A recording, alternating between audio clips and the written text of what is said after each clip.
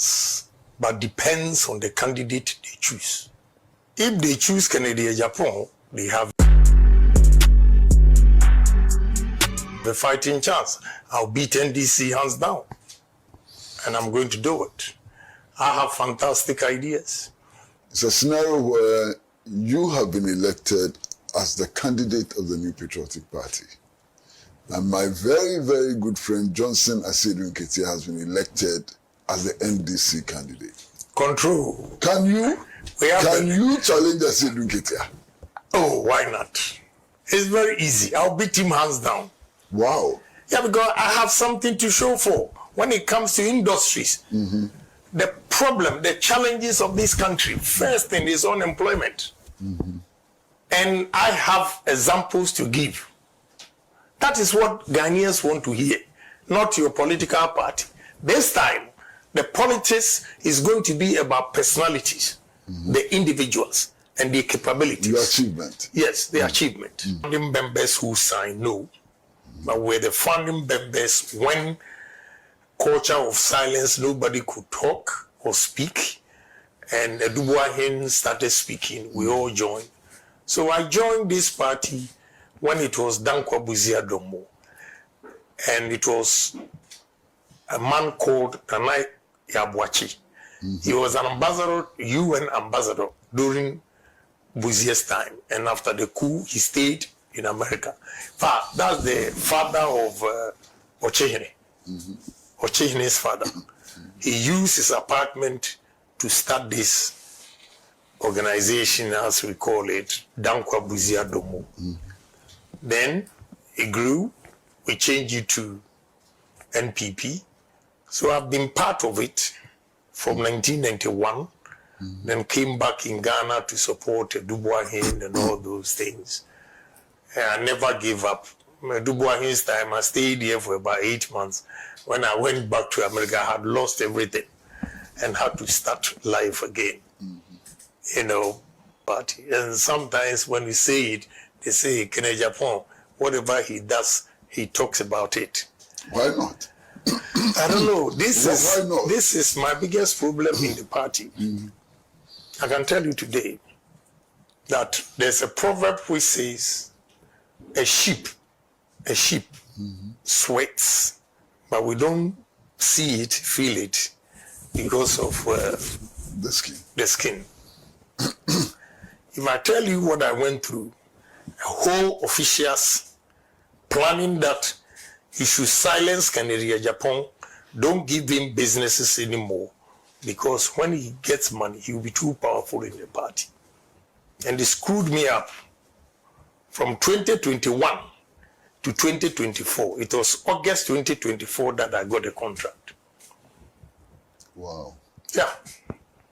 So how did you survive? I've told you, I'm a pragmatic person. And I build businesses not based on politics. I build businesses looking at the demand of Ghanaian populace. And I make sure I do quality things so that wherever you go, irrespective of my party affiliation, because you know I give out or sell quality products, you are forced to come to me. That is why I've survived. But I will tell you, I will not be ungrateful. The first term, I also got contracts. Why not? But the last time, NPP people, I hear the arguments they make. They don't know that it was deliberate attempt to collapse Nketiah Agyapong. But they didn't succeed. No, it didn't work. But it worked because now they need money to fund the party, and they do a true party man. In contests, you can win, you can lose. So if you lose the election, you don't quit. You don't quit. That is why I joined. I'm still an NPP man. That is why I joined the campaign. And if I had not done that, look at what happened today. Can I even have the courage to say that I'm going to contest? No.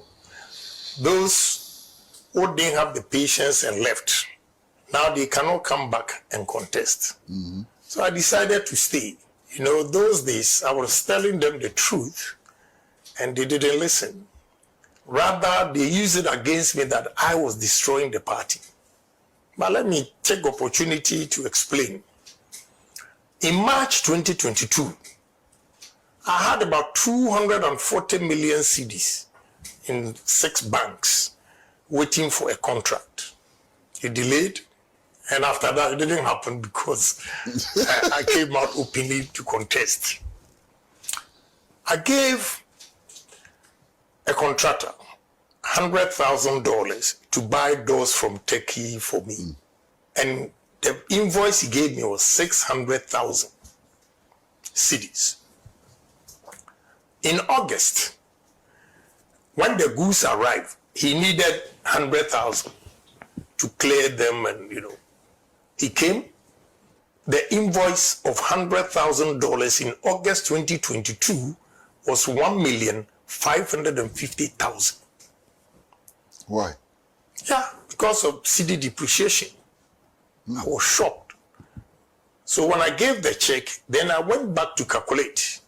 In March 2022, the 240 million cedis was equivalent to $40 million because it was 6 cedis to $1. That is why I gave him 100,000 and he gave me invoice of 600. The same 100,000 in August 2022, it was 1,550,000. I went upstairs and started calculating the value in dollars. The $40 million in March 2022 was 15,483,000. It'd be like strike 240 million divided by 1.550, and you see $15,483,000 from $40 million. Money in the banks that I've not used, taking risk to do business, and all gone. Yeah. And they gave me the rate. I said, wow, it's too expensive. Can you do something? For the first time, the lady, anytime I went there, she was quiet, never talked about politics. But this time, she was behind me when I was talking to her junior colleague. Then she retorted, then I must say, when your fundamentals are weak, your exchange rate will expose you. Also, I was shocked. She could say that to you? Yes. A week later, I went to a great bank.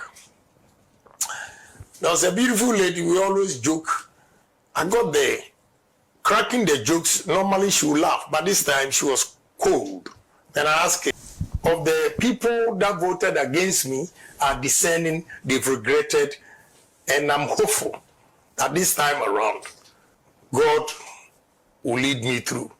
I am true party man. I'm not scared of anything. Because I know the grassroots not to have supported me because they would have been sacked like they did to Cynthia Morrison. They ganged up to make sure that he lost the primaries because he supported Kennedy. So I forgive all those people that out of fear voted against me.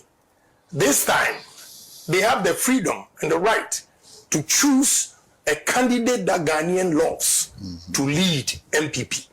A candidate that Ghanaians have go, but if she goes, I will still beat her because I'm pragmatic. And they are academic.